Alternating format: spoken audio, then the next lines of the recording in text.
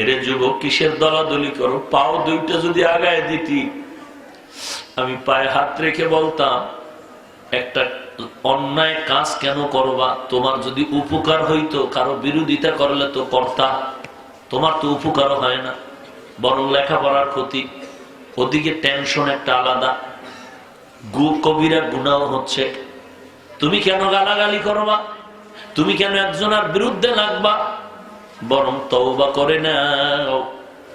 এখানে বর্ষ ঘর পর্যন্ত যাওয়ার কিন্তু গ্যারান্টি নাই, আছে? সেদিন এক জায়গায় কান্নার আওয়াজ, বলে হুজুর ওয়াজে আসার পথে গাড়ি অ্যাক্সিডেন্ট হয়ে রাস্তায় একদল যুবক মারা গেছে। আর এক জায়গায় কান্নার আওয়াজ, মোনাজাতের পরে বাড়িতে যাইতেছিল, হঠাৎ মেইন রোড উঠার পর একটা গাড়ির সাথে ধাক্কা লেগে একদল যুবক দুনিয়া থেকে বিদায় হয়ে গেল। ও যুবক, গত বছর বয়ানে আসছিলাম, আজও বয়ানে আসছি, কিন্তু একটু গভীর ভাবে খবর নিয়ে দেখো, গত বছরের অনেক বান্দা আজকে ময়দানে নাই। কেউ অন্ধকার কবরবাসী হয়ে গেল। ও যুবক, কেন তুমি এত হিংসার দাবানলে জ্বলতেছ রে ভাই? তুমি লেখাপড়া করে একটা আদর্শ সন্তান হও, আদর্শের ডাক্তার হও, ডক্টর হও, ইঞ্জিনিয়ার হও, জাতি তোমার থেকে অনেক কিছু পেতে চায়।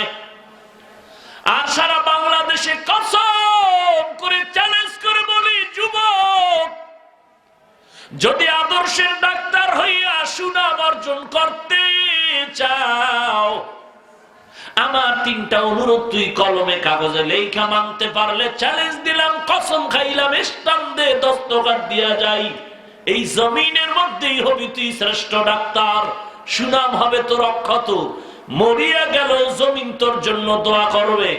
তিনটা আবদার যদি মেনে চলতে পারো, স্কুলে পড়বি, ছাড়বি না, ডাক্তার হওয়া দরকার আছে। কারণ বেঈমানের দলেরা যদি যেমনি ভাবে আগাইতেছে মুসলমানের মারধর করার জন্য, যুদ্ধ ভাব, হঠাৎ করে কোন বেঈমান যদি বলে মুসলমানের সাথে যুদ্ধ, কোন ঔষধ দেওয়া হবে না, তুই মুসলমান ডাক্তার দাঁড়ায় বলবি, বেঈমানের বাচ্চা শুনে নাও, তোদের ঔষধ আমাদের লাগবে না, আমাদের মুসলমানের জন্য আমরা মুসলমান ডাক্তারেরাই যথেষ্ট। চ্যালেঞ্জ দিবা, তুমি এই স্কুলে পড়ো, কলেজে পড়ো, ভার্সিটিতে পড়ো, ডাক্তার হও, ইঞ্জিনিয়ার হও, সাংবাদিক হও, দার্শনিক হও, আমাদের গৌরব। তবে এই গৌরবটা ধরে রাখতে পারবি যদি আমার তিনটা কথা মানতে পারো। এক নাম্বার, জীবন চলে গেল কোনদিন মোবাইলের আপন বানাবি না, মোবাইলের আপন বানাইও না রে যুবক ভাই। দুই নাম্বার, কোন বখাটে ছেলেদের বন্ধু বানাবি না। তিন নাম্বার, কোন মুরব্বীদের সাথে কখনো বেয়াদবিমূলক আচরণ করবা না। এই তিনটা তাবিজ যদি ধরে রাখতে পারো, তোর জীবন হবে ফুল। তুই ডাক্তার হলেও তোর সুনাম অক্ষত। মোবাইল জীবনে আপন বানাবি না, সব গুনার মূল মোবাইল। কোন বখাটে বন্ধু, দুশ্মন, বেআমল, দুশ্চরিত্র ছেলেকে বন্ধু বানাবি না, কারণ ওই বন্ধুটা তোর যৌবনও নিবে, জীবনটাও নিয়ে যাবে। নেয় নাই বাংলাদেশে? বাংলাদেশের মানুষকে আর উদাহরণ কি দিব? সোনার বাংলায় সব হয়েছে, পৃথিবীর কিছু কোথাও এত হয়নি। সন্তানের মায় জবাই করে, সন্তানকে মা জবাই করে, মাকে সন্তান জবাই করে। কি ইন্ডিয়ার খবর? কথা বলেন না কেন? বাবায় মেয়ে, আপন মেয়েটারে হোটেলের মধ্যে নিয়ে কয় আজকের জন্য তুই স্ত্রী। সোনার বাংলার খবর। এরে যুবক, এই জন্য বললাম বখাটে ছেলেদের কখনো বন্ধু বানাবি না। তিন নাম্বার, কোন মুরব্বীদের সাথে বেয়াদবি করবা না।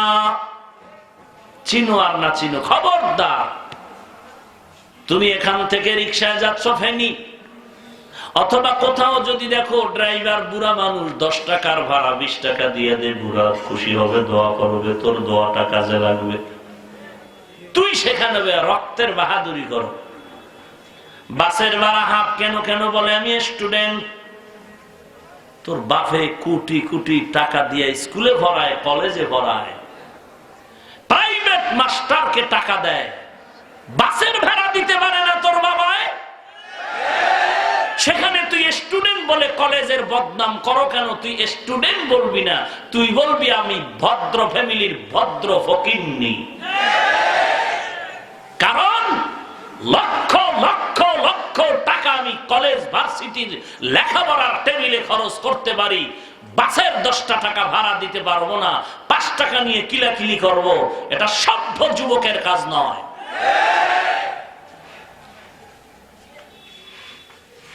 রাগ করলেন? হ্যাঁ। আর এখন যেই টাকা অপচয় করো মোবাইলে, রমনা পার্কে, আরো কত আকামের পার্ক এই জমিনে আছে, কি পরিমাণ টাকা অপচয় করো। বাবার পকেটের টাকা চুরি করো, তোর বাবারে জবাই করে দিলি। কারণ কোটি টাকাও যদি কামাই করে আর ঘরের লোক টাকা চুরি করে, কোনদিন ওই কামাই রুজিতে বরকত হবে না, হবে না, হবে না। তোর বাবার সম্পদ তো তোর নিজেরই, তুই কেন ক্ষতি করো বাবা? লাগলে লাগলে দেয় না তো দিবে কেন? তোর বাপে জানে তুই টাকা নিয়ে গাঁজা খাবি, তুই আবার ট্যাবলেট খাবি। ওই উত্তরবঙ্গে বাবায় সন্তান কয় বাবার 10,000 টাকা দাও, বাবায় বলে দিব না, জানে মদ খায়, আর কি বাবারে মাইর। এমন মারা শুরু করেছে সন্তান, বাবা রক্তাক্ত হয়ে মাটিতে পড়ে গেল। মা আয়েশা ছেলের পাও ধরে কান্দে, তারপরও ছাড়ে না। মা মোনাজাত দিয়ে আল্লাহ তুমি ফিরাও। বাবার রক্ত পড়তেছে জমিনে, সন্তান বের হয়ে হুন্ডা নিয়ে চলতেছে। মা এমন ভাবে দরজা লাগাইছে, আমাকেও যদি মারে আজকে কারোর জন্য দরজা খুলবো না। কিন্তু আল্লাহর কি কুদরত, মা গোপনে গোপনে হেদায়েতের দোয়া করতেছে। কারণ মা চায় না তার সন্তান মানুষ খারাপ বলবে। যতই খারাপ থাক, মায়ের কাছে সন্তান ভালো বানাতে চায়। হঠাৎ গিয়ে দেখে রাস্তা দিয়ে হুন্ডা দিয়ে চালায় যায়, বয়ান চলে। যুবকটা হুন্ডা ব্রেক করে দাঁড়াইলো, দেখে একজন আল্লাহর বান্দা বুড়া ওলিয়ে কামেল বয়ান করে, মা বাবার খেদমতের বয়ান। বয়ানটা দিলের মধ্যে এমন ভাবে একটু চুম্বকের মতো টানতেছে টানতেছে, হুন্ডা চাবি দিয়ে বন্ধ করে তালা মারলো। তালা মারিয়ে একটু মাঠের পাশে দাঁড়াইলো, এক পর্যায়ে বসিয়া গেল। মোনাজাতের আগে এমন এক বয়ানের কান্নার আওয়াজ, গলা কাটা মুরগির মতো যুবক গড়াগড়ি খায় আর কান্না করে, ও আল্লাহ তুমি আমাকে মাফ করে দাও, আমি আর অন্যায় করব না, তুমি আমাকে মাফ করে দাও। মোনাজাতের পরে দৌড়াইয়া আল্লাহর ওলির কাছে গিয়ে কয়, হুজুর আপনার পায়ে হাত দিলাম, আমার মাথায় হাত দিয়ে দোয়া করে দেন, আমার মতো খারাপ কেউ নাই। আল্লাহর ওলি দোয়া করে দিলেন। যুবক গভীর রাতে হুন্ডা নিয়ে বাড়িতে রওয়ানা, বাবার কাছে মাপ চাই। কিন্তু মা তো নিয়ত করছে আজকে দরজা খুলবো না। সন্তান নরম ভাষায় বলে, আম্মা জান দরজা খুলে দাও। মায়ের কোনো আওয়াজ নাই। সন্তান কান্না করে বলে, মা আমি আর কিচ্ছু বলবো না, আমি ভালো হয়ে যাইতেছি। মা এই কথা শুনে কান্না দেখে সহ্য করতে না পেরে দরজাটা খুলে দিল। বলে, আব্বা কোথায়? বলে, তোর বাবার কথার খবর তোর নেওয়ার দরকার নেই। ও খুঁজে গিয়ে দেখে বাবা অসুস্থ, বিছানায় পড়ে আছে, চোখের পানিগুলো গড়ায় গড়ায় পড়তেছে, পা জড়ায় কান্না করে, আব্বু তুমি আমাকে মাফ করে দাও, আর জীবনে আমি কোনোদিন অন্যায় করব না। এরে যুবক আল্লাহর গোলাম, এই জন্য বললাম সাবধান, আদবওয়ালা জিন্দেগির বড় দাম। জীবনটারে নষ্ট করিস না, কারো বরদোয়া নিয়ে কবরে যাস না রে যুবক, খবরদার।